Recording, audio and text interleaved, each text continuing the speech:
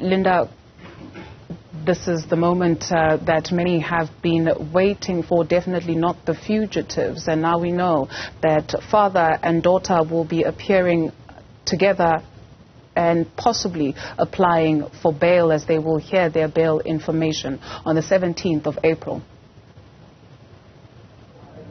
Absolutely, Dudu. That's what it means. Her case being postponed to the 17th of April. This is the same day that her dad will be back in the dock.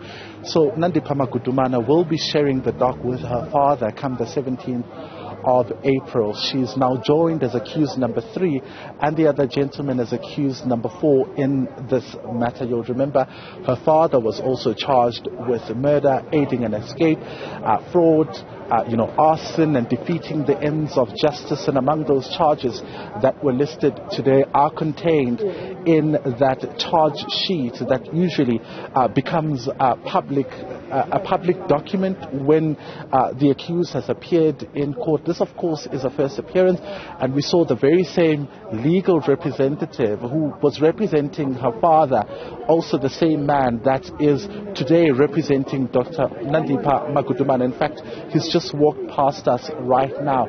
I was able to also hear that she will be taken to a prison in Kroonstad. That is the information that we heard as Newzroom Afrika right here in the corridors of court. That was being discussed, of course, as arrangements are being made. Nandipha Magudumana spending the entire day under heavy police guard, and when she arrived here in court, obviously people were expecting her and to see her and her reaction, maintaining, of course, facing down the entire time throughout the proceedings. But immediately when I entered court, I went to her and I took a video, as all journalists were at that moment, and I had an opportunity to ask her if she was okay. And she gave me a brief look. I could see her eyes at that moment. She just nodded that she was okay. I asked her if she wanted to say anything to us, and she said no. So at that moment then, you could see, her eyes at that moment quite teary, if I may put it that way, for lack of a better term. She was sitting in that dock, cuffed obviously on the knees and under heavy police guard, really maintaining, that someone who, she resembled really someone who was sad in that particular dock. Whenever there was any mention, even when, the magistrate was talking, you would see she stood up and continuously face down in that packed courtroom. It took a while for the magistrate to enter, as you can imagine, the media frenzy, the scrum that was inside court. So that really characterized Dr. Nandipha Magudumana's first appearance in the Bloemfontein Magistrates Court. She'll be returning next week. This is where she obviously, if she will be applying for bail, will be detailing some of those circumstances. You could in fact hear the cameras clicking feverishly in the courtroom. Deboho James Dipulu, the other accused in this matter, how does he fit in? Well, from what we heard, it was also a brief appearance, Dudu.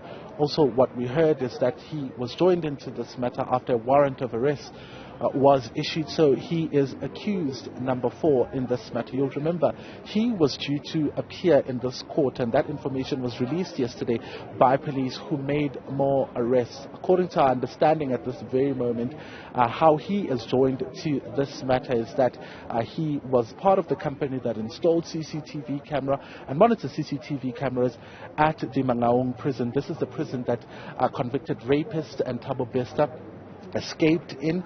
So obviously the issue around the CCTV footage has been under scrutiny before that Parliamentary Portfolio Committee on Justice and Correctional Services in Parliament. We heard yesterday that some cameras that were looking at the Broadway unit. This is a high level, high security maximum facility that ought to be guarded 24 hours, as it also keeps prisoners prisoners who are serving long sentences for dangerous crimes.